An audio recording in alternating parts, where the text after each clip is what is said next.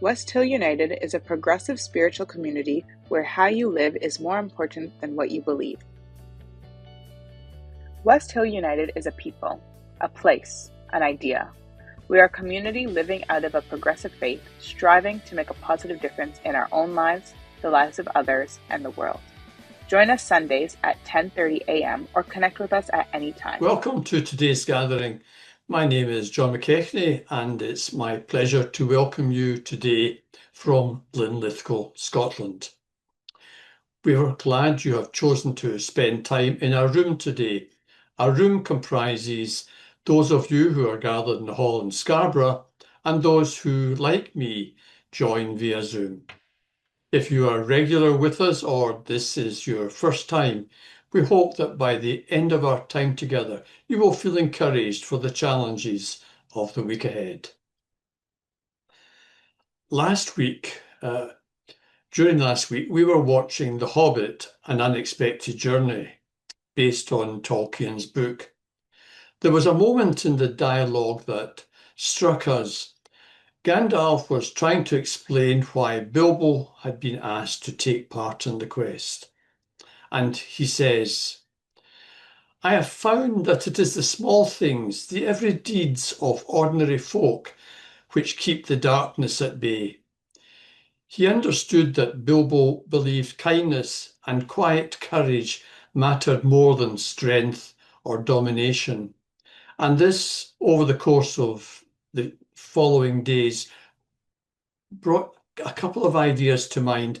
And one was that I recalled last week how we were thinking about being compassionate made a difference in the face of indifference. And this thought might keep us grounded when we feel overwhelmed. And perhaps the words of one of the songs we sang last week may have helped. May justice reign forever, may peace be all we know, and kindness guide our choices day by day. And the second was that on the longest night of the year, we remind ourselves that darkness is a metaphor we use for injustice, indifference, and lack of empathy. In the face of that, even if we are feeling overwhelmed, we encourage each other to be light in the world.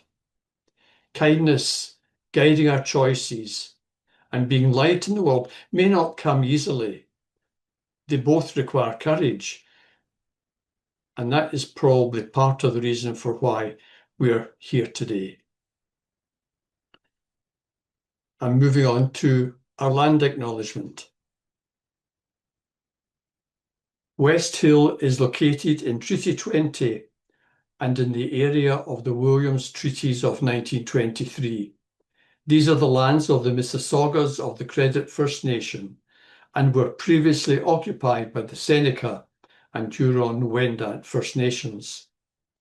It's important to us here at West Hill that we commit to supporting true reconciliation in the present by honouring the 49 calls to action from the Truth and Reconciliation Commission from 2015, regrettably few of which have been completed to date.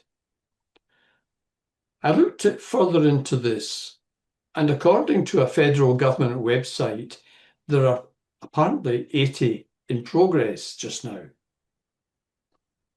According to the Assembly of First Nations Assembly in September last year, only 14 have been completed, and none were completed in the year 2024 to 2025. That doesn't sound very much like consensus to me. However, assessing completion of calls to action is challenging and subjective, but it's clear that overall progress has been very slow and needs to improve. My research indicates that there are about 40 which have either stalled or not yet been started. A further 40 may be in progress, and 14 completed. We invite you to visit the Yellowhead Institute website, an Indigenous-led research and education centre, at Toronto Metropolitan University. This university plays an important role in holding governments accountable, advocating for the rights of Indigenous peoples, and developing models of change that support Indigenous futures. And now, readings. At the end of the readings, we usually add the phrase, offered us wisdom for the journey. And we invite you to respond with the phrase, may we walk in its light. If you wish to do so, it's just an invitation to participate in this way. The readings are short, so I thought I might just say them twice to allow the messages they contain to take root. So the first reading is a quote from Maya Angelou. Courage is the most important of all the virtues because without courage, you can't practice any other virtue consistently. Courage is the most important of all the virtues because without courage, you can't practice any other virtue consistently. The second reading is a quotation from Seneca. It is not because things are difficult that we do not dare. It is because we do not dare that they are difficult. It is not because things are difficult that we do not dare. It is because we do not dare that they are difficult. And the third reading is from Anaïs Nin. Life shrinks or expands in proportion to one's courage. Life shrinks or expands in proportion to one's courage. Offered as wisdom for the journey. May we walk in its light. Imagine if somebody had a destination in mind. They wanted to take this incredible trip. They knew where to go. In fact, they even had a very reliable mode of transportation, a really reliable vehicle. They had the means to do so. They had the knowledge. They understood the road ahead decently enough. But yet they never did it. The car didn't move any closer to where it needed to go. When I first came to West Hill a little bit over a year ago, I thought to myself, the first time I came to speak, I thought, I don't really know these people that well yet. What could I say that might relate, that might connect? And I thought back, thousands of years ago in philosophy, and something that I think that we all somewhat have in common. It's this idea that many philosophers have talked about, but was popularized in Greek philosophy. And it's the big word here are those two words that they'll use, summum bonum and eudaimonia. And don't worry about the big words. We'll get into them a little bit.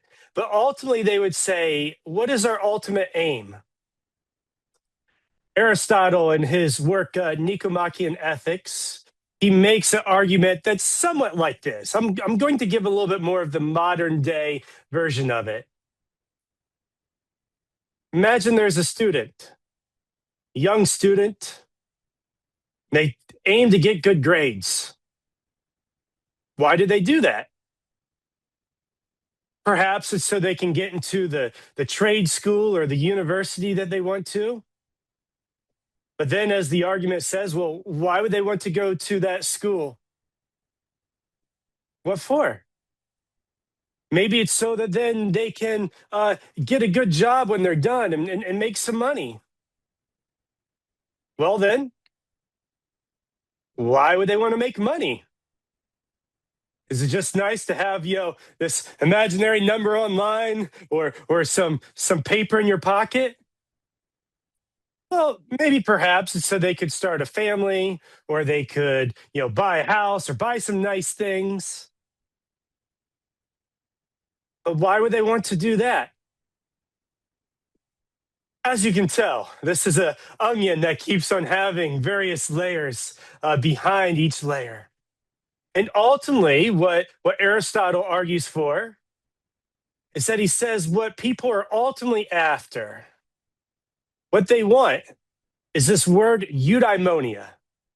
Now, eudaimonia, basically, for brevity's sake, I'll give my quick translation, but it means good life.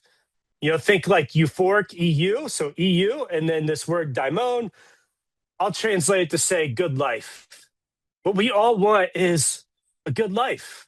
Now, there have been some who have translated to mean flourishing. It could be life satisfaction, well being, however you want to phrase it. We want it to be well. And so when I first came to West Hill, I thought this is the one thing that connects us. That I think for the most part, we want it to be well for ourselves, for others. And then I recall, and the first time I spoke at West Hill, I talked about this vehicle. It's not always a guarantee. It doesn't mean that there can't be rough terrain, but it's a vehicle that I think is the most reliable way. Now, in the Greek philosophy, they would say that your greatest chance to living this eudaimonic life, this life of flourishing, of well-being, is to live with virtue. That's the vehicle, virtue. Now, I like to use a little bit. I don't use that word virtue a lot, so I like to just kind of simply say to live a loving life, live a loving life, a life with wisdom, a life aimed towards justice, of care, of concern for yourself and for others. And that vehicle, as I've already said, it doesn't guarantee it. I don't want to come across that way, but it gives the best chance for it to be well. Now, remember that example that I started with.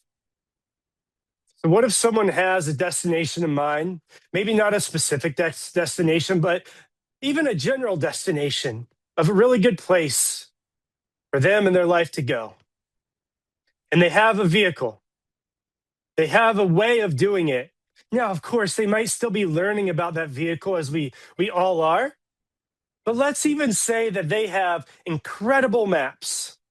They have a lot of knowledge. Not only do they have paper maps in the car, but they have the most recent up-to-date maps on their phone. They have incredible knowledge. I'll even go out and say they could have a race car driver next to them in the seat who has incredible knowledge as well. But the car doesn't move. Or maybe sometimes it moves, but maybe not at the pace that it could. Maybe perhaps this person in this car wanting to go to this destination, maybe they say, oh, who am I to go here? Or people want me to go to a different destination. Can I really go to this destination? Or the journey seems long. Where do I even begin? Is it worth it? Or the train ahead, I don't know. That's a good amount of hills. Help give you a beautiful visual here. You're welcome. I did draw that for the record. Why we need courage. I think that well-being is this ultimate destination that we want to aim for. And we have this vehicle to live a life of love, of care, of concern for ourselves and for others. And like I said, we can have, wisdom. We can have these other things that are going on. We can, have the music playing in the car. We can have enjoyment, even maybe to a certain extent. But if we don't ever start the car, we don't turn the ignition, and I'm not saying do a burnout and go from 0 to 100 in 2 seconds. But as Martin said, that it's not always like this one big, bold, brave thing, that it can be. Courage is a continuous, quiet consistency sometimes, just a continuing of laying on the gas. And if we never do that, and we don't get to where we need to go. And I want to make a clear distinction too. It's not about some far off destination. It's actually about the good and the enjoyment of the trip while we're at it. And if we just stay, broken down, sitting somewhere, or maybe not traveling at the pace that we feel that we can, it can feel like a lesser experience. These quotes that John read, I really enjoy them. I hope I do. I picked them. But I love that he read them twice because they are so important. This first one, courage is the most important of all the virtues, because without courage, you can't practice any other virtue consistently. Now, I quoted Maya Angelou in that, but it's been said by many different people in some different ways. But at the heart of it, courage is the most important of all the virtues, because without courage, you can't practice any other virtue consistently. I mean, take wisdom. I was clear what I said earlier. I said you could have all the knowledge, but I didn't say wisdom, because you could have all that knowledge. I even said that you could have a professional driver next to you who has incredible knowledge. But if you don't take action, if we don't live with courage, it actually never becomes wisdom. It just stays knowledge. I've often felt, and have said at different times before, that wisdom is a combination of love, or it starts with knowledge, and then love, and then action, and then you actually get wisdom. Without those things, it just stays knowledge. Even take love. Love without action, it's just ideas, just ideology. It has to take shape and form through what we aim to do, through courage. And then this second quote here that was shared: life shrinks or expands in proportion to one's courage. Life shrinks or expands in proportion to one's courage. Leading into the day, I was trying to think of people who might be here. And I don't know each and every different situation that you might be in. It might be those difficult conversations that maybe you need to have, or maybe it means working less, or maybe it means letting others do more. It can mean so many different things, specifically for your life. And I want to help put courage within. And I want to encourage us, myself included, throughout this series, to live with more courage, because life shrinks or expands in proportion to one's courage. And so what we're going to do in this series, I want to be clear. I don't have all of the answers. Sometimes when I do a series at West Hill, I really like, when there's a nice and neat, packed scientific theory on something. For example, we did a series on hope, and it said there's these 3 main criteria. And that was nice and neat. We did a series on wisdom last summer, and the research, at least to this one study, showed that, hey, there's these 5 main pillars, these 5 main ingredients. Excellent. I like that. At least from what I've found. Although there are some major components of courage, I didn't find some nice, neat, scientific theory of, there's these 5 steps. Don't get me wrong, there are main parts of it. But I think that courage is just something that just encompasses all of our life. And there's so many different complex layers to it. And so what we're going to do in this series is we're going to look at some different things of how we can build courage. Because courage, it's like a muscle. It is something that can be exercised. Now, of course, it doesn't mean that we won't have fear, but it means that we can learn ways to overcome that fear when we need to. The fear can actually be quite good sometimes, but sometimes we have to look and say what's honest and realistic and find ways to overcome it. And that's what we will be doing. We'll be looking at some different ways of what research and good philosophy shows. I want to end with one other major idea. And it's something that I've said here at West Hill before. I know it's something that Greta had shared, and I've heard from some of you that we've had some of these conversations about. The name of this series: courage, the heart of it all. So courage. The root of it, it's the Latin, and it's actually C-O-R. Later, the French took the word, and then the English borrowed from the French. But the root of it comes from the Latin, C-O-R. And I think a lot of you already know what that root is. It's heart. And the heart, especially in Western civilization and culture, is associated with love. And just as we need our heart to pump life into all areas of our body, we need our heart to pump vitality into all areas.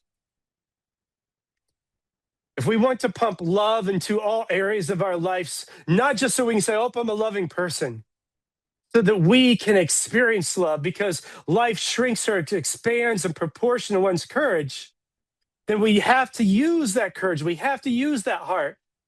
We have to intentionally be willing to say, how can I live with courage?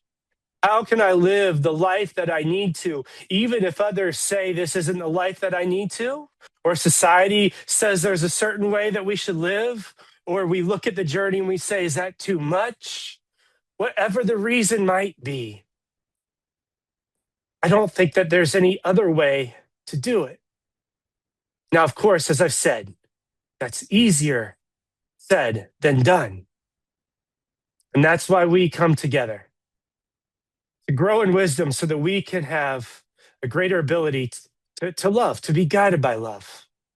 And as Martin said at the end of the sharing time there, and I really appreciate your words, Martin, that we have each other.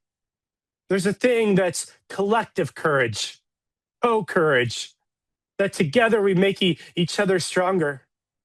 I think of a friend of mine who's actually somebody who spoke at West Hill years ago, Dave Warnock. And getting to know Dave over the years, hearing his story, I've read his book, as well as, become good friends with him. We've taken vacations together. And hearing him and how he's lived with courage in his life at different times has helped me step up with more courage in my life. Courage can be contagious. And I'm so grateful that we have each other to walk through this together. Become a sustaining champion of West Hill United's work by committing to an automatic monthly donation. Learn more or donate now through Canada Helps.